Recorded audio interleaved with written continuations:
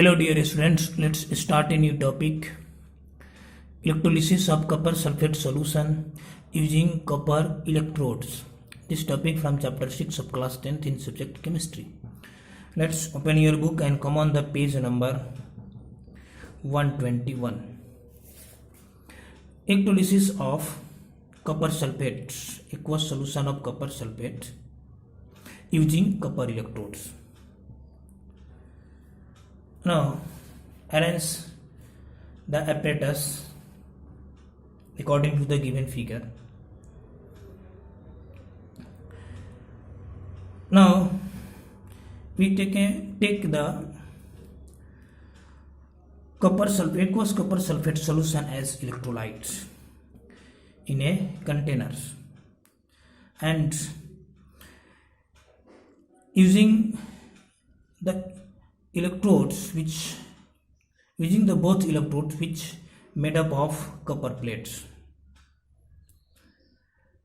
These copper plates, when connected to the positive terminal of the battery, that behave as a anode electrodes, and the copper plates which connected to the negative terminal of a battery behave as a copper cathode.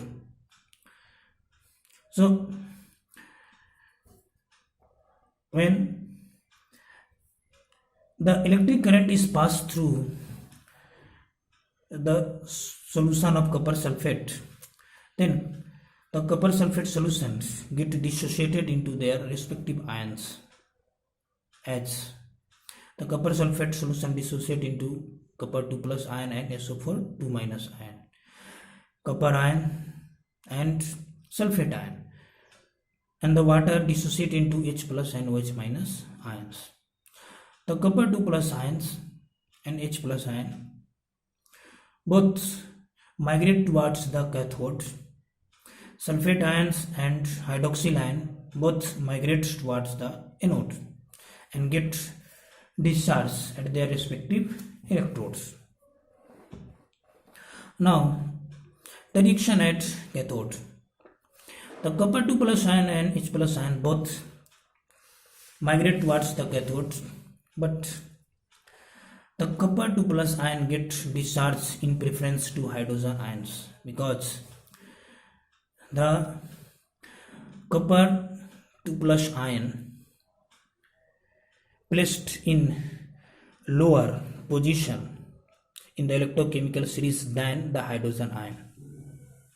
So copper 2 plus ions get discharged in preference to hydrogen ions. So copper 2 plus ion gain the 2 electrons from the cathode electrode and get discharged to form the copper atoms, and that copper atom deposited at the cathodes to form a layer of pink copper metal, which gradually turns reddish brown. So after some times, the cathodes becomes reddish brown due to deposition of a thin layer of copper sulfate, copper atom. Now, the reaction at anodes.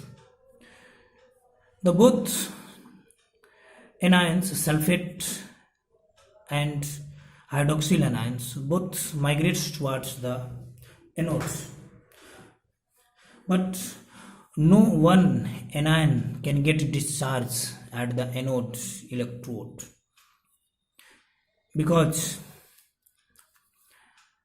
the anode electrode is made up of active metal copper. So the copper anode itself ionizes and liberate the copper 2 plus ions in the solution. So copper release their 2 electrons to the anode and form the copper 2 plus ion, and that copper 2 plus ion goes into the solutions. So it is noticed that the every copper ions discharge at the cathode an ion of copper is formed at the anode, which goes into the solution. So the copper, every copper ions which discharge at the cathodes, which fulfilled by the or formed by the copper ions from the anodes, and that goes into the solutions. Hence the number of copper ions in the solution remains constant, remains same. So the intensity of the blue color of the electrolytes or copper sulfate solution remains same. The intensity does not change. So but in this process the copper are deposited at the cathodes. So a thick layer of the copper deposited at the cathodes, the copper become thicker, and copper ions which removes from the anodes and go into the solution and deposited into the cathodes. So due to lack of or removal of the copper from the anodes, the anodes electrode become thinner and cathode electrode become thicker. Now what is the applications of the electrolysis of the copper sulfate electrolysis? This type of electrolysis is the basis for purification of copper and other metal also like zinc, nickel, silver, lead, etc.